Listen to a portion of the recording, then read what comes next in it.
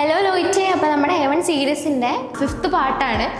So നമുക്ക് ഞാൻ last ക്ലാസ്സിൽ പറഞ്ഞായിരുന്നു, സെയിം ഡ്രസ്സിൽ നിങ്ങൾ ഓർക്കുന്നുണ്ടോ? സോ ലാസ്റ്റ് ക്ലാസ്സിൽ ഞാൻ പറഞ്ഞായിരുന്നു നമ്മളിനിയിപ്പോൾ സെൻറ്റൻസ് മേക്കിങ്ങും കാര്യങ്ങളൊക്കെയാണ് നോക്കാൻ പോകണമെന്ന് പറഞ്ഞായിരുന്നു. സോ നമുക്ക് അതിൻ്റെ ഇൻട്രൊഡക്ഷൻ പാർട്ടായിട്ട് കുറച്ച് കാര്യങ്ങളൊന്നും നോക്കാം. ഇതൊന്ന് ശ്രദ്ധിച്ചിരിക്കണം കേട്ടോ. അത് പോട്ടെ, റെഗുലർ വേർബ് ഇറഗുലറും പഠിച്ചിട്ട് വേണം കേട്ടോ വരാനായിട്ട്. സോ നോക്കണേ. പിന്നെ നമ്മുടെ കേസസിലേക്ക് നോക്കുമ്പോൾ കേസസ് ഇൻ ജർമ്മൻ എന്ന് പറയുന്ന 4 കേസസ് ആണുള്ളത്. അതായത് കേസസ് എന്ന് ഉദ്ദേശിക്കുന്നത് നമ്മൾ സെൻറ്റൻസ് മേക്കുന്ന രീതിയാണ്. ജർമ്മൻസിന് അല്ലെങ്കിൽ ജർമ്മനിയിൽ നമ്മളുടെ കേസസ് ഫോം ചെയ്യാനായിട്ട് 4 രീതിയാണുള്ളത്. ആ 4 രീതി പറയുന്ന ഓരോരോ പേരുകളാണ് നമ്മൾ ആദ്യം നോക്കാൻ പോകുന്നത്. സോ ആദ്യത്തെ എന്ന് പറയുന്നതാണ് നോമിനാറ്റീവ് കേസ്. ഓക്കെ, നോമിനാറ്റീവ് എന്നാണ്.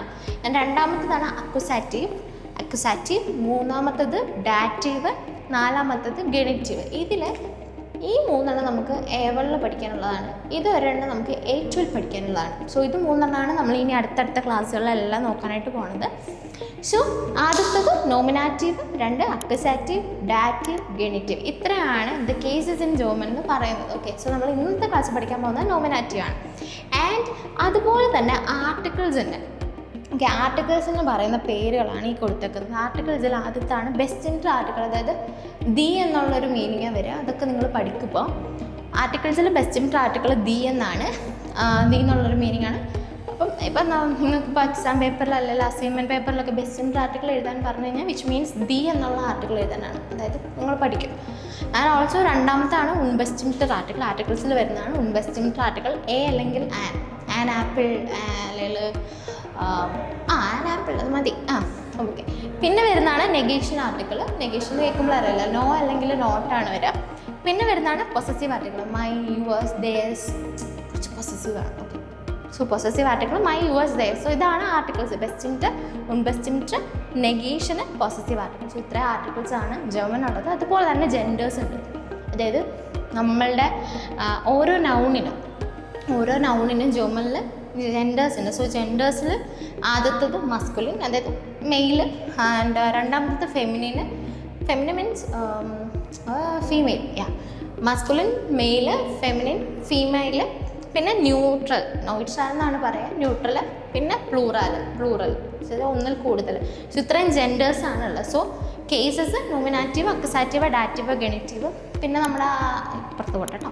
ഓക്കെ, ആർട്ടിക്കിൾസിൽ ബെസ്റ്റ് ഇൻറ്റർ, ഉൺബെസ്റ്റ് ഇൻറ്റർ, negation, possessive, genders, masculine, feminine, neutral, plural.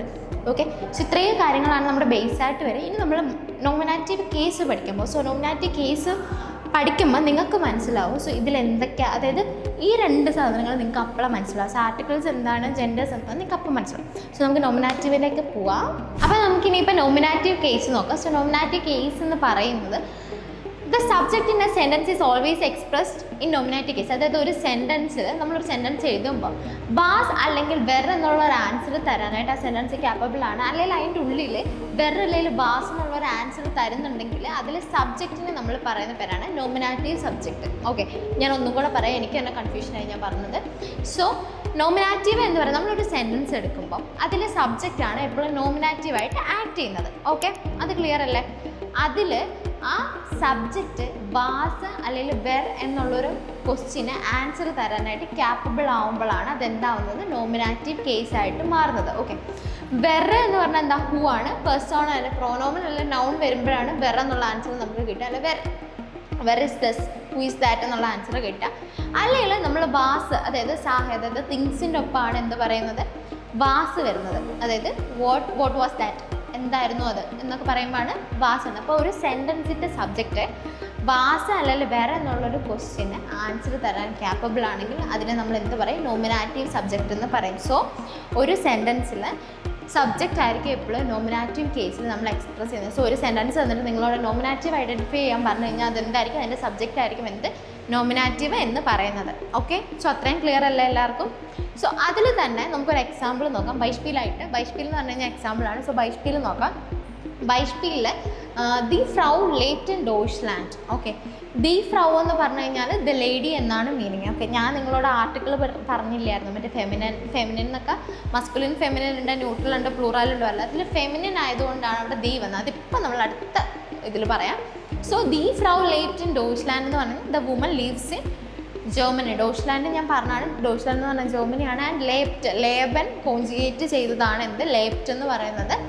So yeah, അതിൽ നമ്മൾ നോക്കുമ്പോൾ ഞാൻ ചോദിക്കുകയാണ്, ഇപ്പോൾ ഹൂ ലീവ്സ് ഇൻ ജർമ്മനി എന്ന് ചോദിക്കുകയാണ്. അപ്പോൾ വെർ എന്നുള്ള ക്വസ്റ്റ്യൻ, വെർ ലേപ്റ്റ് ഇൻ ജർമ്മനി, തെറ്റി, എനിക്ക് തെറ്റി. വെർ ലേപ്റ്റ് ഇൻ ഡോച്ച്ലാൻഡ് എന്ന് ചോദിക്കുകയാണെങ്കിൽ ഇവിടെ ആൻസർ എന്താ, ദി ഫ്രൗ ആണ്. സോ ദി ഫ്രൗ എന്ന് പറയുന്ന സബ്ജക്റ്റ് എന്താണ്, വെർ എന്നുള്ളൊരു ക്വസ്റ്റ്യൻ തരാനായിട്ട് ക്യാപ്പബിൾ ആണ്. ഓക്കെ, സോ അതിനകത്തെ നോമിനാറ്റീവ് എന്ന് പറയുന്നത് എന്താണ്, ദി ഫ്രൗ ആണ്. മനസ്സിലായോ? സോ അതുപോലെ തന്നെ കണ്ടു ഞാൻ കൊടുത്തിട്ടുണ്ട്, സബ്ജക്റ്റ് ആണ്, നോമിനാറ്റീവ് കേസിലാണ് സബ്ജക്റ്റ് പോകുന്നത്. സോ അതിൽ തന്നെ നമുക്ക് വേറൊരു എക്സാമ്പിളോട് നോക്കാം. ദസ് ഹൗസ് ഇസ്റ്റ് ഗ്രോസ്. ഹൗസ് എന്ന് പറഞ്ഞു കഴിഞ്ഞാൽ വീടാണ്, ഗ്രോസ് എന്ന് പറഞ്ഞു കഴിഞ്ഞാൽ ബിഗ് ആണ്. ഓക്കെ, അതായത് ദ ഹൗസ് ഇസ് ബിഗ്. അപ്പോൾ ഞാൻ ചോദിക്കുകയാണ് വാട്ട് ഈസ് ബിഗ്, വാസ് ഇസ്റ്റ് ഗ്രോസ് എന്ന് ചോദിക്കുമ്പോൾ സോ ആൻസർ വിൽ ബി ദസ് ഹൗസ്. സോ വാസ് എന്നുള്ളൊരു ക്വസ്റ്റിന് ആൻസർ തരാനായിട്ട് എന്ത് ക്യാപ്പബിൾ ആണ്, ആ കൊടുത്തിരിക്കുന്ന സബ്ജക്റ്റ് ആയിട്ടുള്ള ദസ് ഹൗസ്. അല്ലെങ്കിൽ നമ്മളിപ്പോൾ ആ സെൻറ്റൻസിൽ ചോദിക്കുകയാണ് വാട്ട് ഈസ് ബിഗ് എന്ന് ചോദിക്കുമ്പോൾ അതിൻ്റെ ആൻസർ എന്താണ്, ഹൗസ് ആണ് ബിഗ്. സോ ഹൗസ് എന്നുള്ളതാണ് എന്ത്, നോമിനാറ്റീവ് എന്ന് പറയുന്നത്. അതുപോലെ തന്നെ സബീന ഇസ് ലേഡിഷ്. സോ സബീന ഇസ് ലേഡിഷ് എന്ന് ചോദിക്കുകയാണെങ്കിൽ ഞാൻ ചോദിക്കുകയാണ് വെർ ഇസ് ലേഡിഷ്, ഹൂ ഇസ്. സോ ഹൂ വന്നു, അപ്പോൾ അവിടെ എന്താണ്, സബീനയാണ്. അപ്പോൾ അവിടുത്തെ എന്ത്, നോമിനാറ്റീവ് കേസ് എന്ന് പറയുന്നത്. സോ നോമിനാറ്റീവ് കേസ് എന്ന് പറയുന്നത് എന്താണ്, ഒരു സെൻറ്റൻസിലെ സബ്ജക്റ്റാണ് എപ്പോഴും നോമിനാറ്റീവ്. ആൻഡ് ഓൾസോ ആ സബ്ജക്റ്റ് എന്തായിരിക്കണം, വെർ അല്ലെങ്കിൽ വാസ് എന്നുള്ള ക്വസ്റ്റ്യൻ്റെ ആൻസർ ആയിരിക്കണം. ഓക്കെ, സോ ഇതാണ് നോമിനാറ്റീവ് എന്ന് പറയുന്നത്. സോ സെൻറ്റൻസിൻ്റെ ഫോമാറ്റ് ഞാൻ എഴുതിയേക്കുന്നത് subject plus verb plus subject. നമ്മൾ ഇംഗ്ലീഷിലെ പോലെ തന്നെ ഈ വെർബ് എന്ത് ചെയ്യുക, കോൺജുഗേറ്റ് ചെയ്ത് എഴുതുക. കോൺജുഗേറ്റ് ചെയ്യേണ്ടത് എന്തിൻ്റെ ബേസിസിലാണ്, സബ്ജക്റ്റിൻ്റെ അനുസരിച്ച് എന്ത് ചെയ്യുക, കോൺജുഗേറ്റ് ചെയ്യുക. സബ്ജക്റ്റ് രണ്ട് രീതിയിൽ വരാം, തിങ്സ് ആവാം, അല്ലെങ്കിൽ എന്താ പറയുക പേഴ്സൺ ആവാം, നൗൺ ആവാം, പ്രൊനോമൻ ആവാം, സാഹന ആവാം. ഓക്കെ, അപ്പോൾ സാഹനല്ല സാഹയെ ആവാം. ഓക്കെ, സോ അത് തിങ്സ് വേണമെങ്കിലാവാം, നൗൺ ആവാം, പ്രൊനോമൻ ആവാം, എന്ത് വേണമെങ്കിലും ആയിക്കോട്ടെ. സോ അതിൻ്റെ അനുസരിച്ച് എന്ത് ചെയ്യുക, വേർബിനെ കോൺജുഗേറ്റ് ചെയ്ത് വേണം എഴുതാനായിട്ട്. ഓക്കെ, സോ ഇത്രയാണ് നോമിനാറ്റീവിൻ്റെ കാര്യം. സോ ഇനി നമ്മൾ നോക്കാൻ പോകുന്നത് ആർട്ടിക്കിൾസ് ആണ്. ആൻഡ് ഓൾസോ നമ്മുടെ ഞാൻ പറഞ്ഞ ആർട്ടിക്കിൾസ് ബെസ്റ്റിംറ്റർ, ഉൺബെസ്റ്റിംറ്റർ, നെഗേഷന്, പൊസസീവ് ആർട്ടിക്കിൾ. സോ ഇത് പൊസസീവ് ആർട്ടിക്കിളൊക്കെ എത്രണ്ണം, കുറച്ചേറെ ഉണ്ട്, നമുക്കതും കൂടെ ഇന്നത്തെ വീഡിയോയിൽ നോക്കാം. സോ സോ നമുക്കിനി ആർട്ടിക്കിൾസ് നോക്കാം. നോമിനാറ്റീവിലെ ആർട്ടിക്കിൾസ് എന്ന് പറയുന്നത്, സോ ഞാൻ പറഞ്ഞല്ലോ മസ്കുലിൻ, ഫെമിനിന്, ന്യൂട്രാല്, പിന്നെ ന്യൂട്രാല്, പ്ലൂറാല്. സോ ഇത്ര 4 ആർട്ടിക്കിൾസ് ആണുള്ളത്, അതായത് ജെൻഡേഴ്സ് ആണുള്ളത്. ആർട്ടിക്കിൾസിൽ ബെസ്റ്റിംറ്റർ, ഉൺബെസ്റ്റിംറ്റർ, നെഗേഷൻ. പൊസസീവ് എഴുതാനായിട്ട് സ്ഥലം ഉണ്ടായില്ല, സോ ഞാൻ പൊസസീവ് കുറച്ച് കഴിയുമ്പോൾ എഴുതാം. ഓക്കെ, അതുപോലെ ബെസ്റ്റിംറ്ററിൽ മസ്കുലിൻ ആർട്ടിക്കിൾ എന്ന് പറയുന്നത് ദർ ആണ്. ഇപ്പോൾ ഒരു മൻ പറയില്ല, ദർമൻ എന്നൊക്കെ പറയാം. മാൻ മസ്കുലിനാണ്, അതായത് മെയിലാണ്. സോ ദർമൻ എന്നായിരിക്കണം പറയണത്. അതായത് മെയിലായിട്ടുള്ളൊരു ജെൻഡർ ആണെന്നുണ്ടെങ്കിൽ അതിൻ്റെ ഒപ്പം ദർ വേണം ആഡ് ചെയ്യാനായിട്ടത്. നിങ്ങൾ ഓർക്കണ്ടോ, ബെസ്റ്റിംറ്റർ എന്ന് പറഞ്ഞാൽ എന്താണ്, THE ദി ആണ്. ദി മാൻ എന്ന് പറയുമ്പോൾ വേണം കേട്ടോ ദർമൻ യൂസ് ചെയ്യാൻ. ഇപ്പം എ മാൻ എന്നാണെങ്കിൽ ഐൻ മൻ എന്നാണ് പറയേണ്ടത്. പിന്നെ നെഗേഷൻ നോട്ട് എ മാൻ എന്നാണെങ്കിൽ കൈൻ മൻ എന്നാണ് പറയേണ്ടത്. ഓക്കെ, നോ അല്ലെങ്കിൽ നോട്ട് ആണെങ്കിൽ കൈൻ മൻ എന്നാണ് പറയേണ്ടത്. ഓക്കെ, സോ ഓക്കെ, ദർ ആണ് മസ്കുലിൻ ആർട്ടിക്കിൾ. ഫെമിനിൻ വരുമ്പോൾ ദി ആണ്, അതായത് ദി ഫ്രൗ പറഞ്ഞില്ല കുറച്ച് മുമ്പ്. സോ ദ ലേഡി ആണെങ്കിൽ ദി ഫ്രൗ പറയുക. എ ലേഡി ആണെന്നുണ്ടെങ്കിൽ ഐന ഫ്രൗ പറയാം. ഇപ്പം നോട്ട് എ ലേഡി ആണെന്നുണ്ടെങ്കിൽ കൈന ഫ്രൗ പറയാം.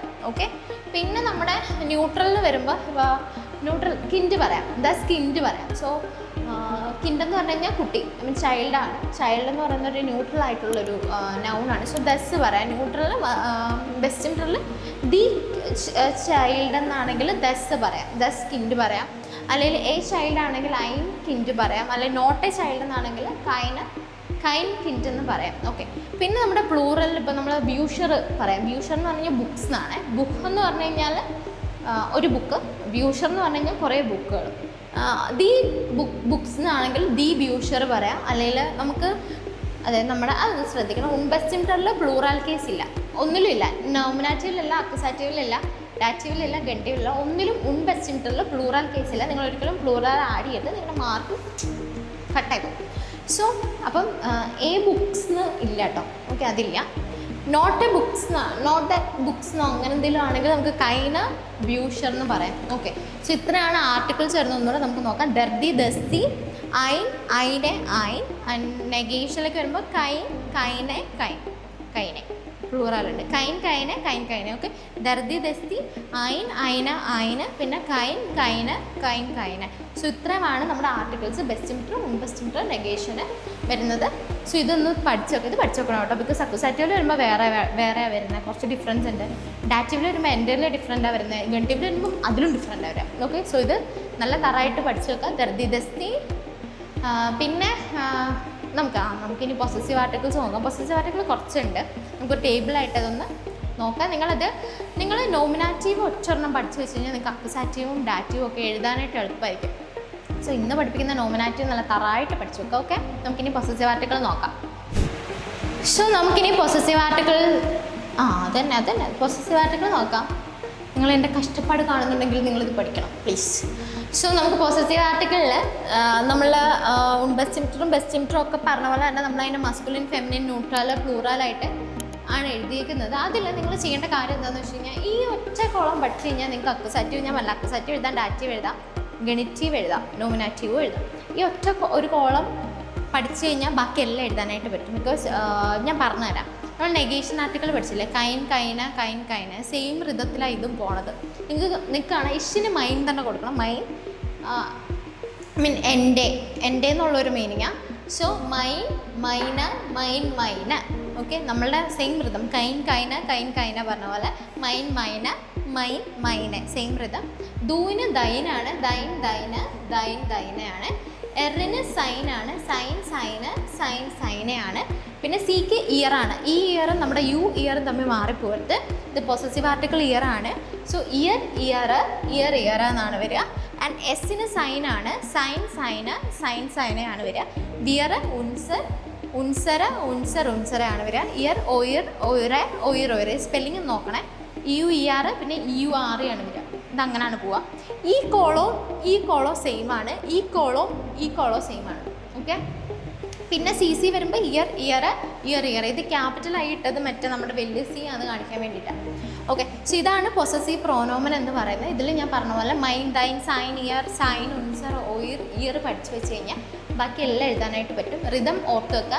മൈൻ മൈനെ മൈൻ മൈനെ, ഇതാണ് ഋതം വരുന്നത്. അതൊന്ന് ഓർത്ത് വെക്കുക. പിന്നെ ഇതിൽ okay, mine, yours, his, her, it, പിന്നെ ദേസ്, അങ്ങനെയുള്ള മീനിങ് ആണ് പൊസസീവ് ആർട്ടിക്കിളിന് വരുന്നത്. സോ എത്രയാണ് പൊസസീവ് ആർട്ടിക്കിൾ വരുന്നത്? നമ്മളിപ്പോൾ മൊത്തത്തിൽ പറഞ്ഞത് നോമിനാറ്റീവ് എന്താ പറഞ്ഞു, നമ്മളുടെ ബെസ്റ്റ് ഇൻട്രോ, ഉൺബെസ്റ്റ് ഇൻട്രോ, നെഗേഷൻ ആർട്ടിക്കിൾ പറഞ്ഞത് ദർദി ദസ്തി, ഐൻ ഐന ഐന്. ഉൺബെസ്റ്റ് ഇൻട്രോയിൽ പ്ലൂറൽ കേസ് ഇല്ല. നെഗേഷൻ ആർട്ടിക്കിളിലേക്ക് വരുമ്പോൾ നമ്മൾ കൈൻ കൈന്. പിന്നെ പൊസസീവ് പറഞ്ഞു. പൊസസീവ് മൈന, ദൈന, സൈന, ഇയർ, ഉൻസര, ഇയർ. സോ ഇത്രയുണ്ട്. ഇത്രയാണ് വരുന്നത്. ഇത് ദൈവപ്പടി പഠിച്ചു വെക്കുക. ഇതിൽ നിന്ന് ഏറ്റവും എളുപ്പത്തിൽ നമുക്ക് അക്യൂസാറ്റീവിലേക്ക് ഡയറക്റ്റ് മാറ്റാനായിട്ട് പറ്റും. സോ ഇത്രയാണ് പൊസസീവ് പ്രോനോമൻ. എനിക്ക് പൊക്കക്കുറവായതുകൊണ്ടാണ് പ്രോനോമനൊക്കെ കൊച്ചുവധം വന്ന് പഠിക്കണം. സോ അത് മൈൻഡ് ചെയ്യണ്ട. സോ പൊസസീവ് പ്രോനോമൻ ഇത്രയാണ്. മനസ്സിലായില്ല എന്നുണ്ടെങ്കിൽ എന്തെങ്കിലും ഡൗട്ട്സ് ഉണ്ടെങ്കിൽ ജസ്റ്റ് കമൻറ്റ് ബോക്സിൽ പറയാം. നോട്ട്സ് ഞാൻ വാട്സപ്പ് ചാനലിൽ കൊടുത്തേക്കാം. സോ നോട്ട്സിൻ്റെ ഒപ്പം തന്നെ ഞാൻ ഇതിൻ്റെ കുറച്ച് എക്സാമ്പിൾസും കൂടെ നിങ്ങൾക്ക് പ്രൊവൈഡ് ചെയ്യാം. എക്സാമ്പിൾസും കൂടെ നോക്കാം. പിന്നെ നിങ്ങളെപ്പോഴും ശ്രദ്ധിക്കേണ്ട ഒരു കാര്യം, ഗ്രാമാറ്റിക് പഠിക്കുമ്പോൾ നിങ്ങൾ കാണാതെ പഠിക്കുന്നതിന് പകരം അപ്ലൈ ചെയ്ത് പഠിക്കാം. ഓക്കെ, അപ്ലൈ ചെയ്ത് പഠിക്കുക. എല്ലാ കുട്ടികൾക്കും വരുന്നൊരു പ്രശ്നം, ഇവർക്ക് ഗ്രാമാറ്റിക് എല്ലാം അറിയായിരിക്കും. ഓക്കെ, പക്ഷേ ഇത് എവിടെ അപ്ലൈ ചെയ്യേണ്ടത്, അല്ലെങ്കിൽ എങ്ങനെ അപ്ലൈ ചെയ്യേണ്ടതെന്ന് ഇവർക്ക് അറിയുന്നുണ്ടാവില്ല. സോ ഏതൊരു ഗ്രാമാറ്റിക് പോർഷൻസ് പഠിക്കുമ്പോഴും നിങ്ങൾ എന്ത് ചെയ്യാം, അതിൽ അപ്ലൈ ചെയ്ത് പഠിക്കുക. ഏതെങ്കിലും ഒരു സെൻറ്റൻസ് എടുക്കുക, നിങ്ങൾ തന്നെ ഒരു സെൻറ്റൻസ് മേക്ക് ചെയ്ത് അപ്ലൈ ചെയ്ത് പഠിക്കുക. സോ അപ്പോഴായിരിക്കും നിങ്ങൾക്ക് മനസ്സിലാവുന്നത് എന്തും ഇതിങ്ങനെയാണ് വർക്ക് ആവുന്നതെന്ന് മനസ്സിലാവും. സ്വന്തമായിട്ട് കറക്റ്റ് ചെയ്ത് പഠിക്കുക. ആൻഡ് ഓൾസോ എന്തെങ്കിലും സ്വന്തമായിട്ട് എഴുതുക, സ്വന്തമായിട്ട് തന്നെ കറക്റ്റ് ചെയ്ത് പഠിക്കുക. സ്വന്തമായിട്ട് ലേൺ ചെയ്യുമ്പോൾ നിങ്ങൾ കുറച്ചും കൂടെ ക്യാപ്പബിൾ ആയിരിക്കും, ലേണിങ് ഫാസ്റ്റ് ആയിരിക്കും. സോ അതൊന്ന് നോക്കുക. പിന്നെ ഓക്കെ, ഞാൻ പറഞ്ഞു വന്നത് നിങ്ങൾ സെൻറ്റൻസ് മേക്ക് ചെയ്ത് നോക്കുക. ഇപ്പം നമ്മൾ ലാസ്റ്റ് ഇയറിൽ കോൺജുഗേഷൻ പഠിച്ച സമയത്ത് വെർബ് വെച്ച് കോൺജുഗേറ്റ് ചെയ്ത് നോക്കാം. അത് പിന്നെ ഇനിയിപ്പോൾ സെൻറ്റൻസ് മേക്കിങ് സ്റ്റാർട്ട് ചെയ്തോണ്ട് നിങ്ങൾക്ക് ചെയ്തു പോവാം. അപ്പോൾ ഇന്ന് എഴുതുമ്പം അല്ലെങ്കിൽ ഇന്നത്തെ ക്ലാസ് കേട്ട് കഴിഞ്ഞ് നോക്കുമ്പോൾ നിങ്ങൾ എന്ത് ചെയ്യുക, ഒരു സെൻറ്റൻസ് എടുത്ത് വെർബ് കോൺജുഗേഷനും അതിൻ്റെ ഒപ്പം പഠിക്കാം. അതുപോലെ തന്നെ നോമിനാറ്റീവും പഠിക്കാം. പിന്നെ ഒരു കാര്യം പറയട്ടെ, സൈൻ വെർബ് അങ്ങനെ കുറച്ച് വെർബുകളുണ്ട് എപ്പോഴും നമ്മുടെ ഇത് ഫോളോ ചെയ്യുന്നത്, അതായത് നോമിനാറ്റീവ് കേസ് ഫോളോ ചെയ്യുന്നത്. അത് ഞാൻ തരാം. നമുക്ക് അക്യൂസാറ്റീവിനും കുറേ വെർബുകളുണ്ട്. സോ അതൊക്കെ ഞാൻ തരാം. നോട്ട്സ് അതുകൊണ്ട് റെഫർ ചെയ്യുക. നോട്ട്സിലും എന്തെങ്കിലും ഡൗട്ട്സ് ഉണ്ടെങ്കിൽ നിങ്ങൾ കമൻസിൽ വന്ന് പറയാം. ആൻഡ് ഓൾസോ നിങ്ങൾക്ക് ഇന്നത്തെ ക്ലാസ് യൂസ്ഫുൾ ആയെന്ന് വിചാരിക്കുന്നു. നമുക്ക് നെക്സ്റ്റ് ക്ലാസ്സിൽ അക്വസാറ്റീവ് പഠിക്കാം ആൻഡ് ദെൻ നമുക്ക് ഡാറ്റീവ് പഠിക്കാം. ആൻഡ് കുറച്ചും കൂടെ ഇനിയിപ്പോൾ നോമിനാറ്റീവിൻ്റെ ഒരു പാട് മാത്രമേ നിങ്ങൾക്ക് വരുള്ളൂ. നോമിനാറ്റീവ് നല്ല വൃത്തിക്ക് പഠിച്ചിട്ട് മാത്രം അക്വസാറ്റീവ് പഠിക്കാനായിട്ട് നിൽക്കുക. ബിക്കോസ് അല്ല നിങ്ങൾ നല്ല കൺഫ്യൂസ്ഡ് ആവും.